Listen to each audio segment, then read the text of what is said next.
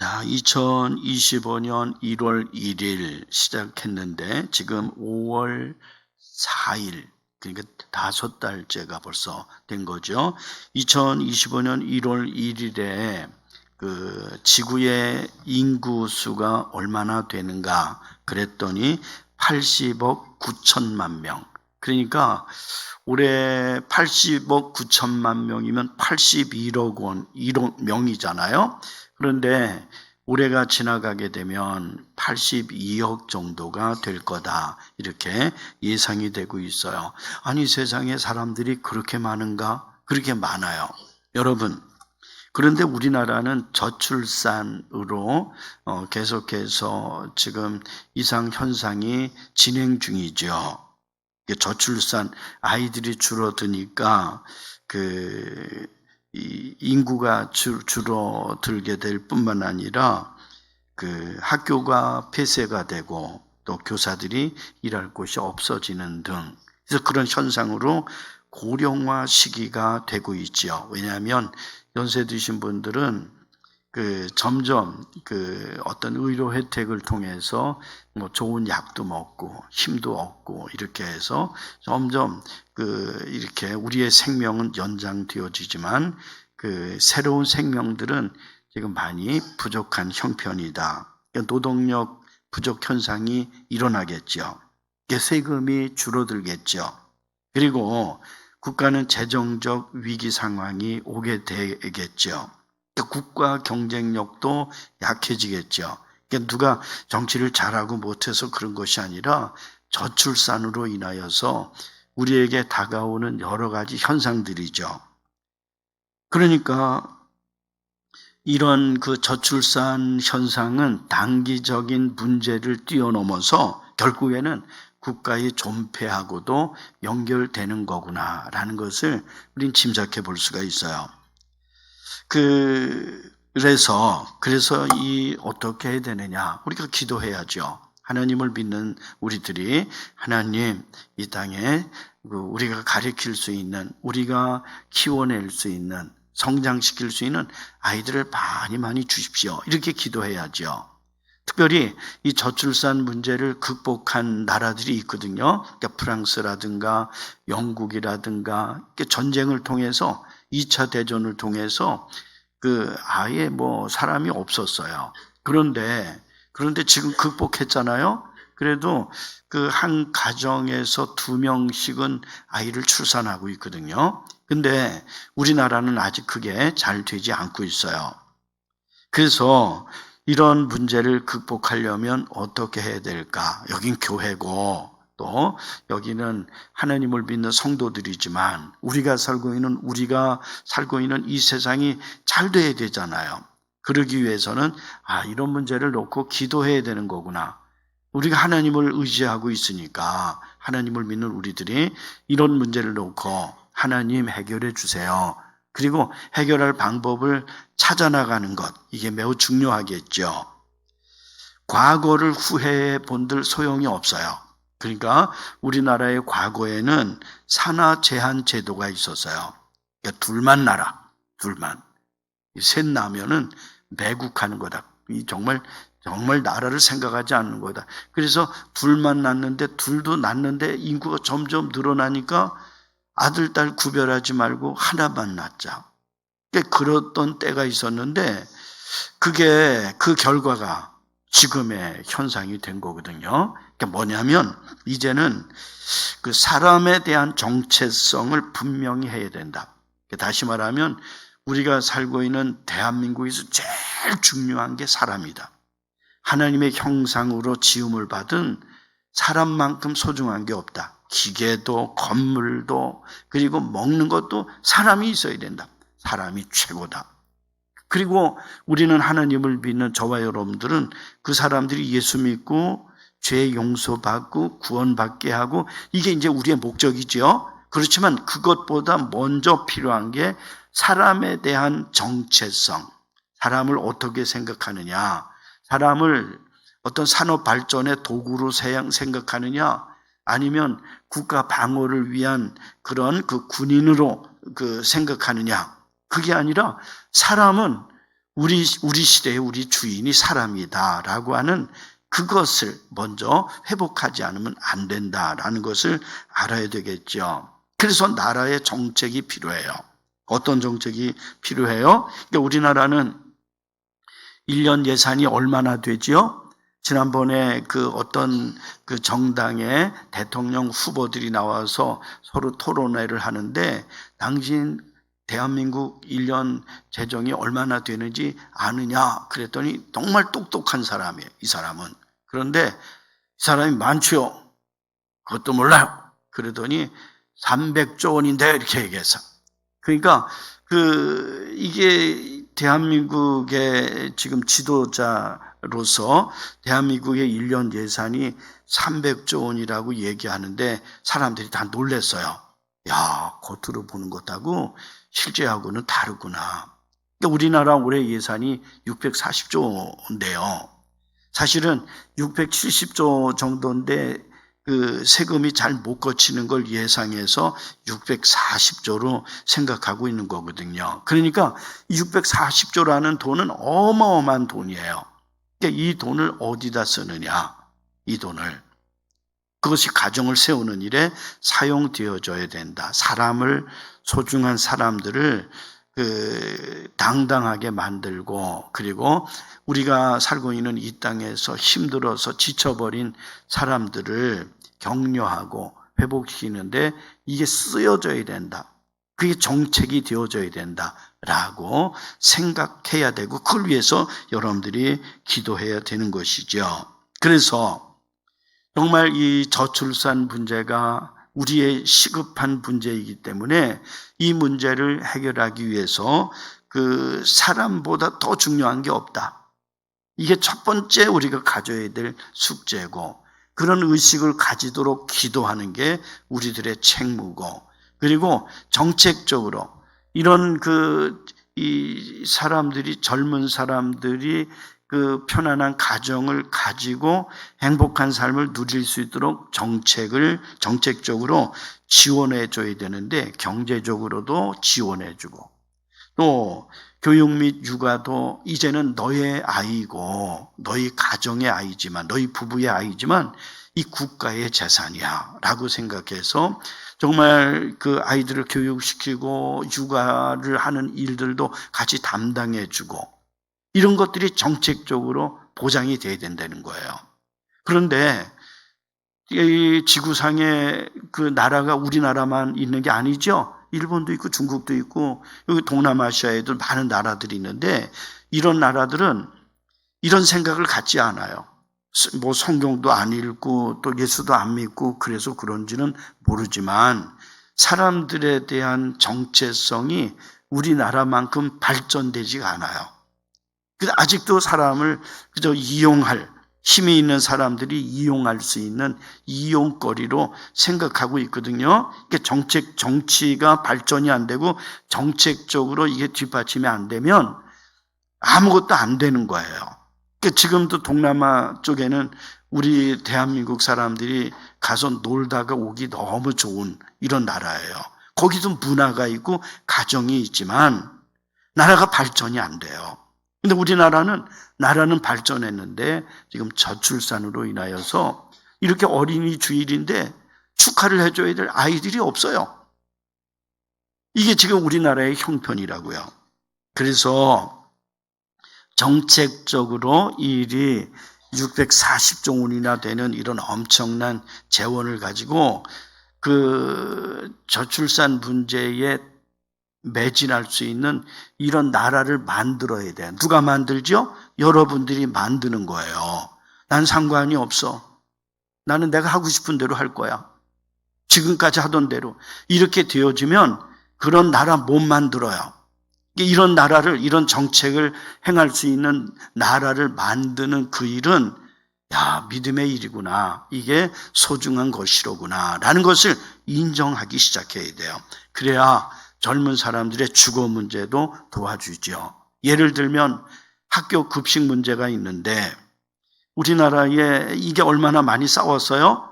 아이들한테 밥을 갖다가 학교에서 다 무료로 먹여준다라고 얘기하니까 나라가 망한다고 얼마나 이런 일을 하게 되면 나중에는 이제 집도 사달라고 그럴지도 몰라 막 이러면서 막 그냥 얼마나 반대를 했어요. 근데 했어. 학교 급식을. 세금을 거기다가 투여한 거예요. 그랬더니 역량 개선이 이루어지고 건강이 증진이 되어지고 학업 성취도가 향상이 되고 가정의 그 경제적이거나 또 시간적 부담들이 다 감소가 되어지고 그 식습관과 생활 습관들도 형성이 되어지고 뿐만 아니라 사회성도 발달이 되어져서 공동체 의식을 갖게 된 거예요. 그러니까 이것이 지금 세계 속에 있는 많은 나라들이 한국을 바라보면서 야, 국가가 하는 일이 저런 거구나 라고 지금 부러워하지만 어떻게 우리가 시도해야 될지를 몰라서 지금 우리나라에 배우러 오는 나라들이 많은 거예요. 그 결과 식품의 질이 높아졌어요. 그러니까 학교의 급식을 위해서 계약을 하고 식품을 만들어서 제공하는 사람들이 이런 걸 어떻게 아이들한테 먹일 수 있느냐. 여기 지금 농약이 들어가 있고 막 이러면서 이 캔슬을 시키니까 농부들이 정신을 번쩍 차리고 목숨을 걸고 양질의 양식을 만드는 일에 최선을 다했어요. 그러니까 아이들에게 들어가는 쌀도 다르지요. 아이들에게 들어가는 우유도 다르지요. 그러니까 이게 어떻게 최고의 질이 되는 거예요. 그러니까 이 최고의 질을 한국에 있는 애들만 그런 거 먹이란 법이 있느냐 이러면서 한국에 있는 농사하는 사람들의 이 양질의 식품이 외국으로 수출이 되어지는 거예요. 소득 증대가 되는 거예요. 그러니까 모든 게 사람으로부터 시작했어요. 사람을 소중하게 여기고 사람만큼 투자할 것이 무엇이 있겠는가? 이런 생각을 갖게 되어지니까 모든 게 달라지기 시작했다. 그래서 전문가들도 배출이 되어졌어요. 어느 학교의 급식 선생님은 이러면서 이 급식 선생님들이 얼마나 대단해졌는지 몰라요. 특별히 파주에 있는 모 고등학교의 급식 선생님은 삼성에 취직이 됐어요. 그러니까 스카웃 된 거야. 얼마나 대단한지. 아이들이 학교 급식 먹으려고 학교를 가.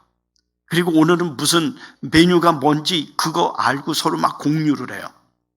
그리고 우리 아이들이 점심에 급식을 통해 식사한 내용이 영국이나 프랑스의 딱 SNS로 공유가 되어지는 거예요.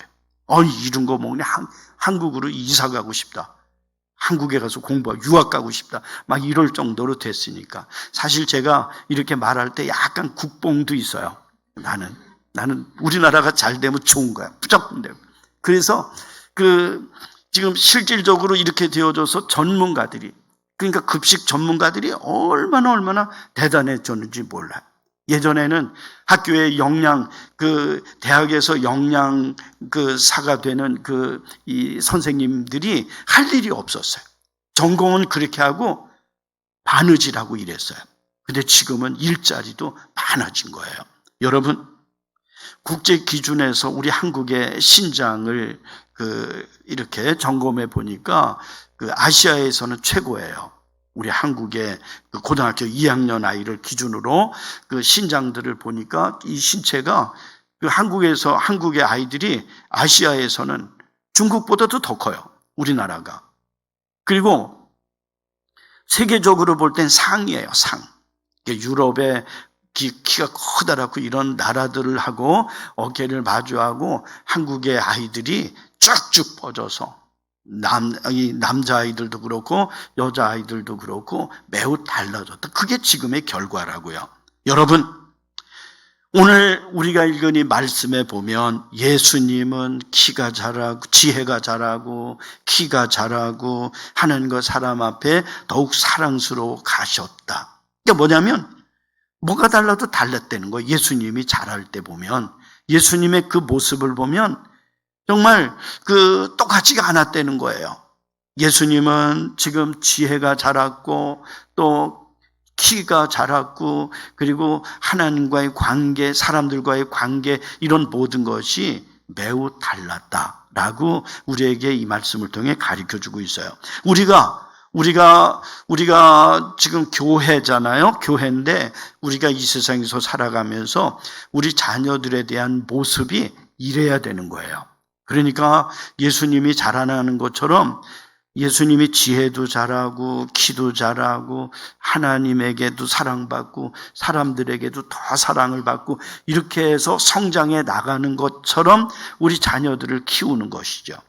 그러니까 우리는 우리 시대에 우리 자녀들만 키우는 것이 아니라 우리 교회가 지금 돕고 있는 해외의 선교사님들이 있잖아요. 그 선교사님들이 이 선교하고 있는 그날의 아이들을 하나씩 맡아서 지원해서 그 아이들을 양육하는 이런 일들도 우리에게는 매우 중요한 일이에요. 지금 캄보디아에만 우리가 지원하고 있는데 다른 곳도 지목해서 우리 마을이 더 활성화되고 이렇게 되어지면 그렇게 할 수도 있겠다라는 생각이 들어져요. 여러분, 오늘 우리가 읽은 요즘 우리 시편 119편을 묵상하고 있는데 시편 119편에서 무서워 미치겠어. 사람들이 날 보고 욕하는데 정말 어떻게 내가 견딜 수 있겠어. 그러면서 하나님 무서워요. 사람들이 날 보고 비방하는 게 너무 무서워요. 이래요. 그런데 기도하다가 힘을 얻었어요. 그래서 내가 사람들이 비방을 할 때 나도 할 말이 생겼어. 사람들이 비방할 때 어떻게 해요? 너 못생겼다 이러면 어떻게 해요? 사람들이 비방할 때. 그럴 때 하나님을 믿는 사람들은 뭔가 달라도 다른 거예요. 어떻게 달라요? 사랑해. 그만 싸우자. 이제는 그만하면 됐어. 우리 항이 손잡아 보자. 이렇게 달라지는 거지. 그러니까 이 시편에 보면 그 시편 119편이 언제 지어졌어요? 그때도 우리 기독교 사상은 하나님을 믿는 사람들은 똑같이 해주는 것이 아니에요. 네가 그 돌멩이 들면 난 이만한 돌 들어서 싸울 거야. 이렇게 하지 않았어요. 이게 승리하는 방법이 뭐냐면 뭔가 달라도 다른 거예요. 그러니까 비방하는데 하나님 힘 생겼어요. 제가 대답할 말이 생겼어요. 너 그래도 소용없어. 난 널 사랑할 거야. 너는 그래도 소용없어. 네 입만 아파. 난 널 위해서 기도할 거야. 이렇게 다른 거예요. 그리고 그게 힘이고 그게 승리하는 거라고요.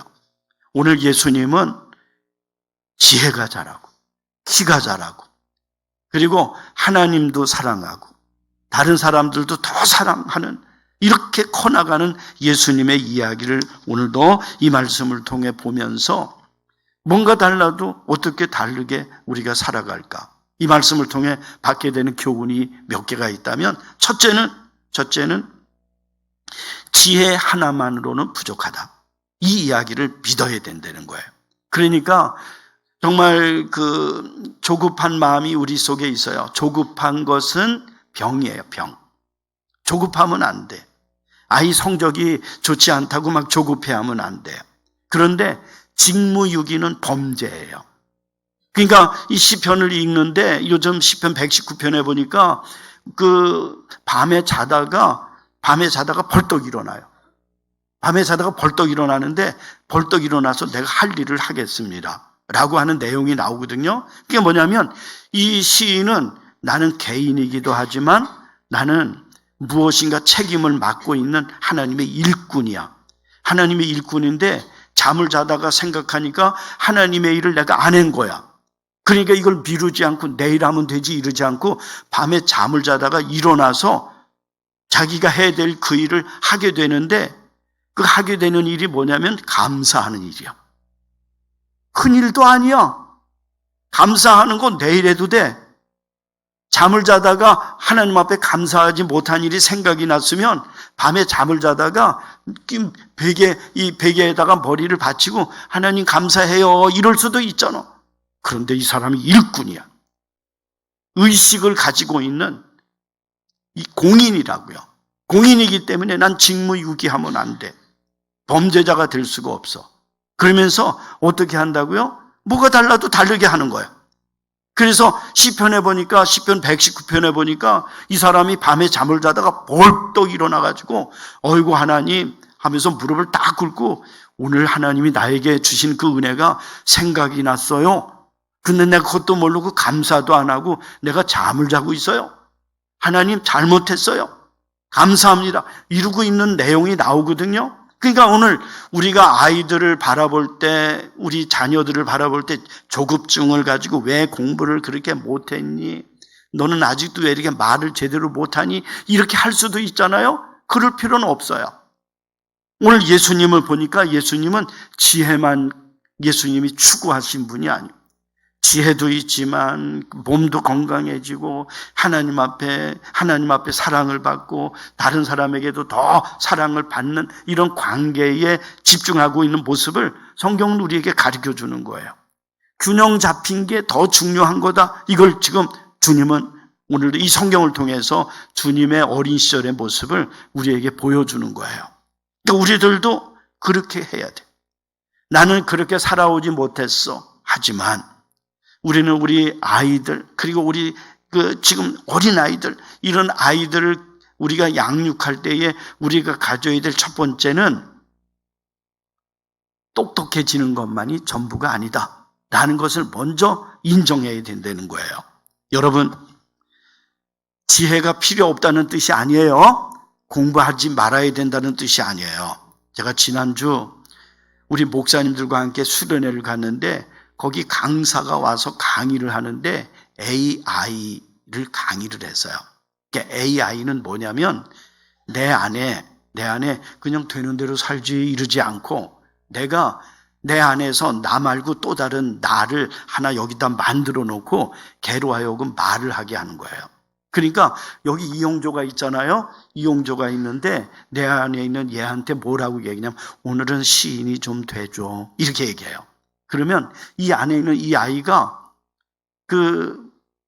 이 아이가 AI야. 근데 얘가 오늘 시인이 되시라고 하니까 시인이 돼볼게요. 그런데 어떤 주제로 시를 지을까요? 이렇게 얘기해. 그래서 뭐라고 얘기했냐면 속초의 봄에 대해서 한번 시를 지어봐. 그 나는 나고 나는 이제 얘가 뭐라고 하는지 이렇게 보고 내 안에 있는 지금 인공지능이잖아요. 내 안에 있는 또 다른 나에게 내가 그렇게 말하는 거야. 궁금해서. 속초의 봄에 대해서 얘기해봐. 그랬더니 속초의 봄에 대해서 핸드폰으로 지금 하는 거예요. 지금요. 핸드폰에 글이 쫙 나와. 시를 하나 만들려면 머리를 얼마나 써야 돼. 그런데 이 지혜에 관련해서 지금 세상이 얼마나 발전했는가 하면 지금 이렇게 한번 속초의 봄에 대해서 한번 시를 지어봐 그랬더니 속초의 봄에 대해서 바닷가가 넘실거리고 저 뒤에는 설악산의 푸르름이 있는 이러면서 이 속초에 대해서 얘기를 하는 거예요. 그리고 봄이기 때문에 속초에는 바람이 부는데 센 바람이지만 놀랄 거 없어.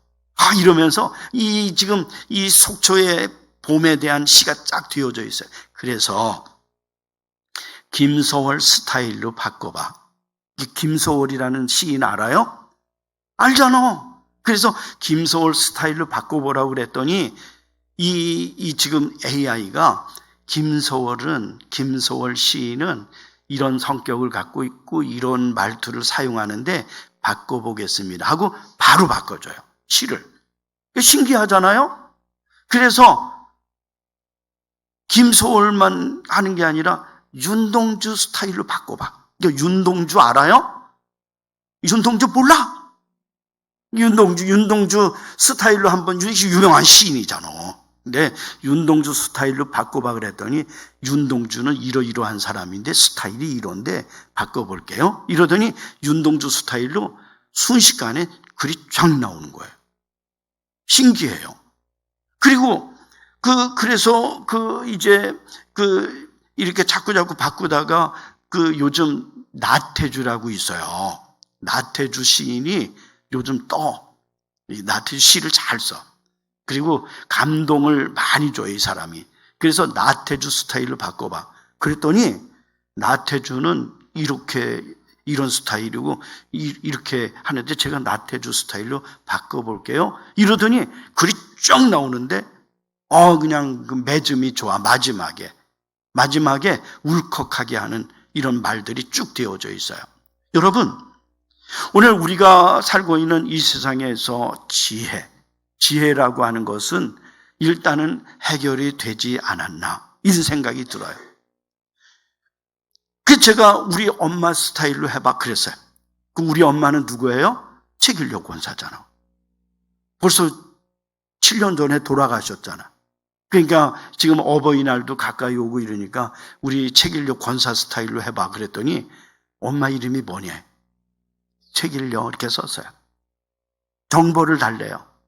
그 정보를 나이도 이제 이제 알려주고 또 몸무게는 좀 어떻게 키는 얼마고 또 이렇게 쭉 써서 우리 엄마 이렇게 했어. 그랬더니 정보가 부족합니다 이래요. 그러니까 이렇게 정보가 부족합니다 라고 하는 이 얘기는 뭐냐면 돈을 내라는 뜻이야. 근데 그 기본적인 것들은 거의 지금 이 지혜에 관련된 부분들은 이렇게 어마어마하게 정보를 가져올 수 있겠구나. 만약에 여러분들이 주식 투자하려고 그런다면 사기를 맞을 수 있어요. 그런 정보는. 근데 보통 그렇지 않고 오늘 그 대한민국 이 세계의 인구가 몇 명이나 될까 최신판으로 딱 알려주는 이런 세상에서 우리가 살고 있어요. 그러나 그 시절에 예수님은 어땠어요? 예수님은 지혜가 필요했고요.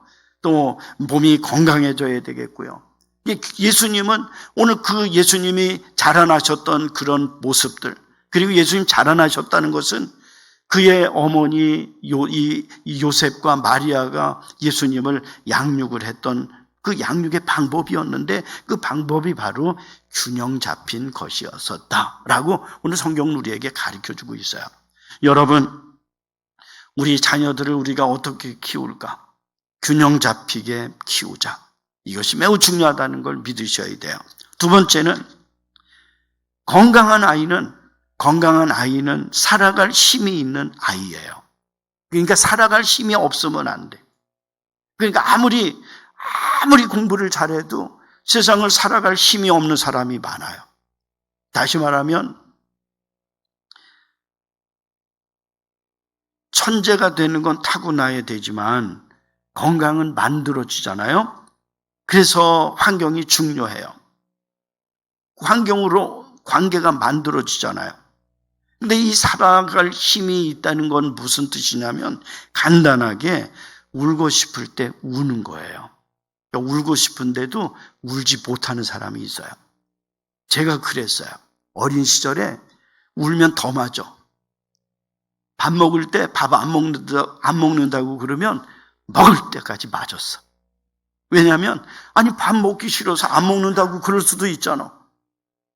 내가 밥을 안 먹으면 우리 식구도 많은데 다른 사람들이 한 숟갈씩 더 먹을 수 있잖아. 그래서 내가 안 먹으니까 같이 먹어 이랬거든. 근데 내가 세상의 그 무서운 맛을 모르고 화가 난다고 내가 어렸을 때 나 밥 안 먹어 이랬어요. 이게 맞았어.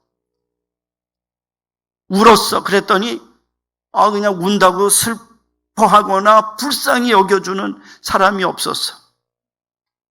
우리 어머니는 못 본 채하고 저기 가 있고 우리 큰 누나가 호랭이처럼 막 지금은 관계가 좋아.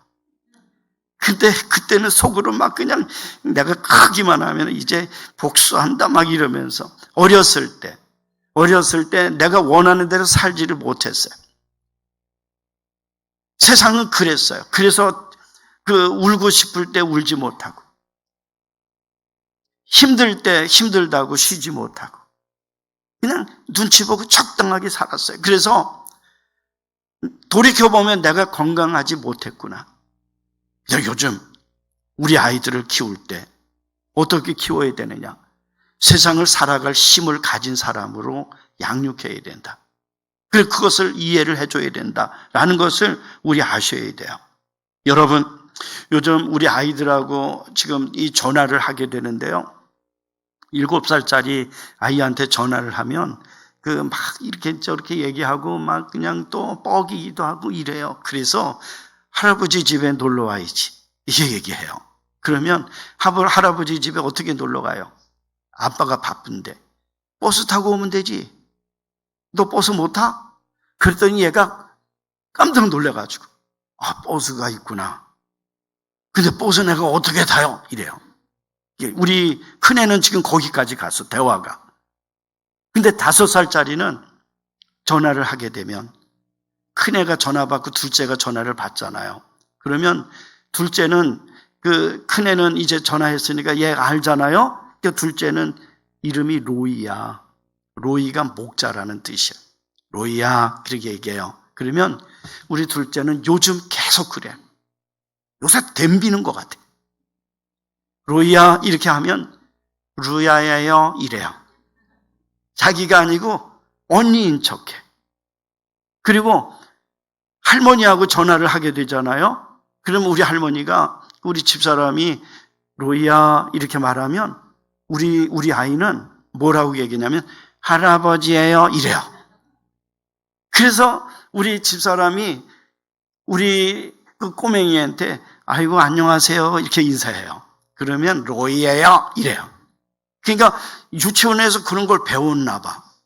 다른 사람처럼 행동하는 걸 요새 배웠는지 거기에 빠져가지고 요즘 그래서 재밌어 행복하고 애들이 그런 거 보고 이게 뭐냐면 살아갈 힘. 대학생이 공부를 잘하는 대학생이 울더래요. 얘는 시험만 보면은 얘는 성적표 1등이야. 지금 5월달인데 5월달인 중간고사 또 준비하잖아 우리 아이들이. 그러니까 지금 5월달이 무척 힘들 때라고요.